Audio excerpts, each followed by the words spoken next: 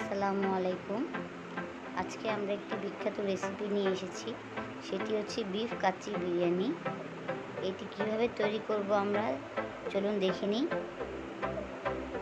আমরা একটি বোলে পানি নিয়ে নিয়েছি, এতে আমরা 2 টেবিল চামচ লবণ দিয়ে ভালো করে একটু মিশিয়ে নিব।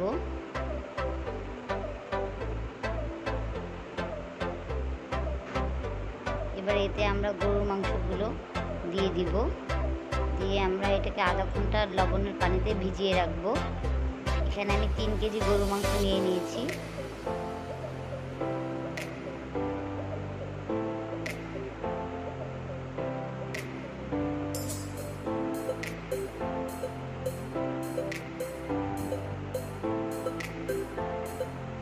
আমরা এবার একটি স্পেশাল মশলা বানাবো।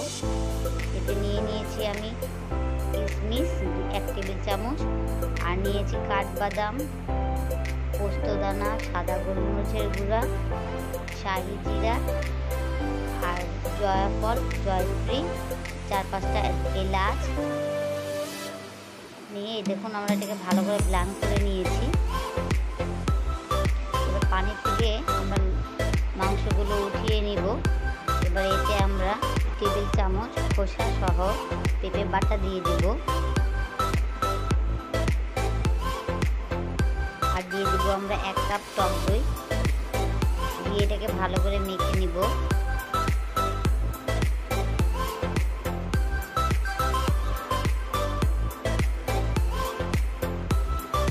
আমার মাখা হয়ে গিয়েছে। এবার এতে আমরা 2 টেবিল চামচ আদা ও রসুন বাটা দিয়ে দিলাম, আর দিয়ে দিব আমার স্পেশাল মশলাটা। আর এখানে কাচ্চি বিরিয়ানির মশলা দিয়ে দিলাম। এখানে আধা কাপ দিয়েছি আমি, আর 2 টেবিল চামচ মরিচের গুঁড়া, আপনারা আপনাদের পরিমাণ মতো নেবেন, আর 1 চামচ ধনিয়া গুঁড়া, আধা চামচ জিরার গুঁড়া, 2 টেবিল চামচ টমেটো সস, 1 টেবিল চামচ আমরা সয়া সস নিয়ে নিয়েছি, আর পরিমাণ মতো লবণ দিয়ে দিব, আর আধা চামচ টেস্টিং সস, আপনারা এটা স্কিপও করতে পারেন, আর 1 কাপ দিয়ে দিব পেঁয়াজ বেরেস্তা, দিয়ে এটাকে ভালো করে মেখে নিব।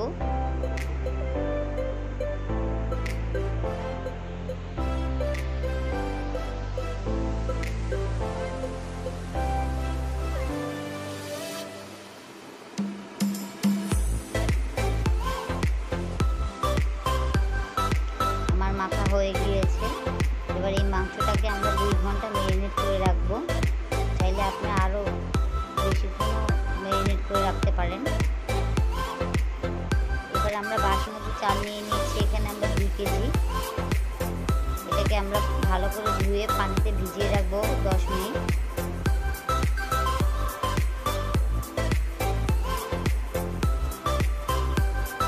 এবার আরেকটি হাঁড়িতে পানি গরম করতে দিব।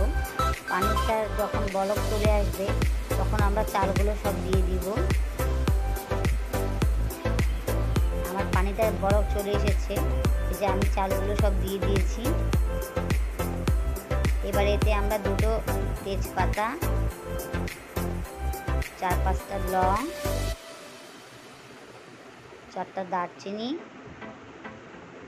আর 4-5টা এলাচ, আর 1 চামচ শাহি জিরা, আর পরিমাণ মতো লবণ দিয়ে এটাকে ভালো করে নেড়ে নিব। এটাকে আমরা হালকা সিদ্ধ করে নিতে হবে, বেশি দেখবেন বেশি সিদ্ধ না হয়ে যায়। আমার সিদ্ধ হয়ে গিয়েছে হালকা, দেখুন। এবার আমরা পানিটা ফেলে দিব।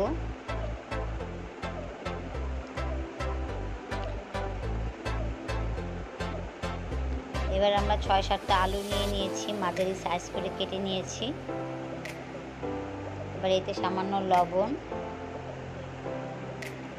ও সামান্য জর্দা রং দিয়ে দিব, দিয়ে এটাকে ভালো করে মেখে নিব।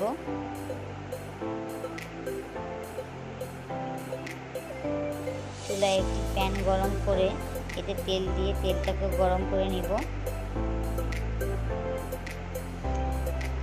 এক এক করে সব আলুগুলো ভালো করে ভেজে নিব।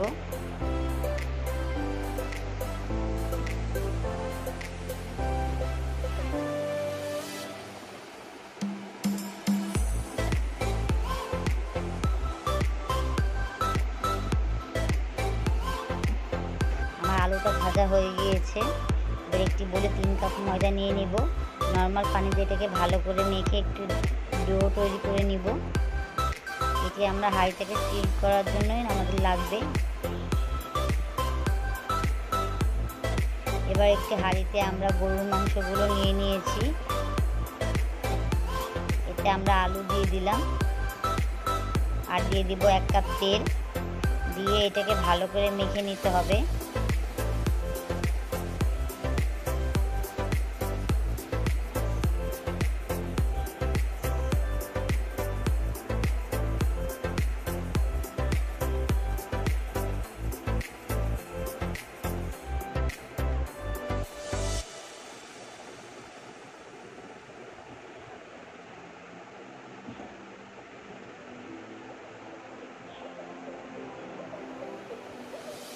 আমার মাখা হয়ে গিয়েছে।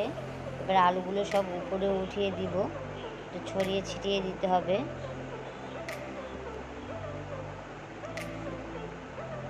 হাত দিয়ে ভালো করে চেপে দিব।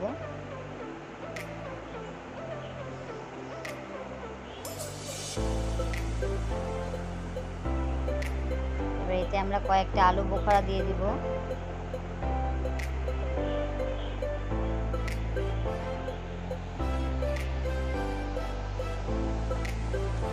আর দিয়ে দিব কয়েকটা কাবাব চিনি।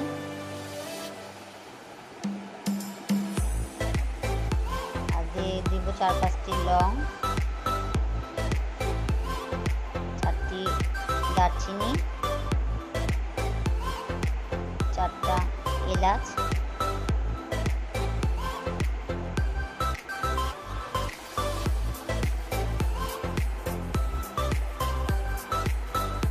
এবার পরিমাণ মতো কিশমিশ দিয়ে দিব।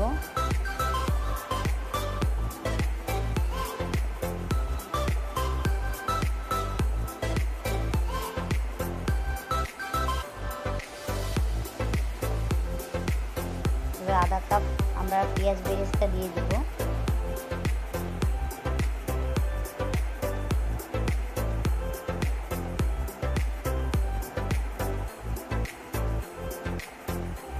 এবার এতে আমরা এই রান্না করা ভাতটা দিয়ে দিব।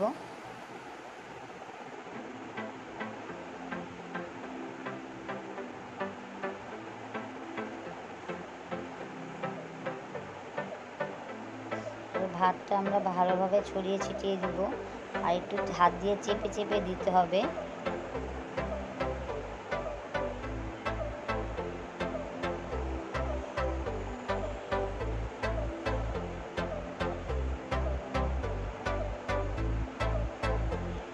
এবার আমরা এর উপরে আমরা সামান্য পেঁয়াজ বেরেস্তা দিয়ে দিব।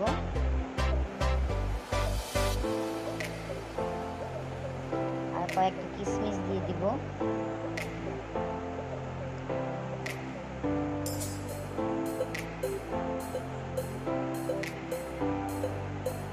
তিন টেবিল চামচ ঘি দিয়ে দিব। চারপাশে ছিটিয়ে দিতে হবে ভালোভাবে। অবশ্যই আপনারা একটু ঘিটা ইউজ করার চেষ্টা করবেন।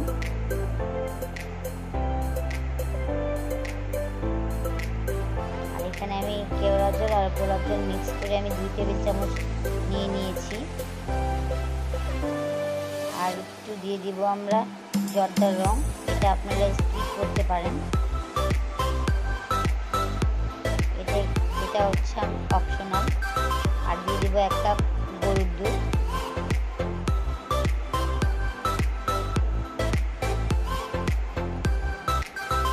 এবার আমরা ঢাকনাটা দিয়ে ঢেকে আমরা ওই আটা দিয়ে এটাকে ভালো করে সিল করে নিব। দেখুন আমি কীভাবে সিল করে নিচ্ছি। আমার হয়ে গিয়েছে। এবার আমরা চুলায় বসিয়ে দিয়েছি। এটাকে আমরা 1 ঘন্টা ধরে রান্না করে নিয়েছি। আমার এটা হয়ে গিয়েছে। এবার এই আটাগুলো উঠিয়ে ফেলবো। দেখুন আমার রান্নাটা হয়ে গিয়েছে। লাগছে। এবার নাড়াচাড়া করে নিয়েছি, দেখুন এবার একটি ডিশে পরিবেশন করে নিয়েছি। দেখুন দেখতে কি সুন্দর লাগছে। আমাকে কমেন্ট বক্সে জানাবেন আমার রেসিপিটা কেমন লেগেছে।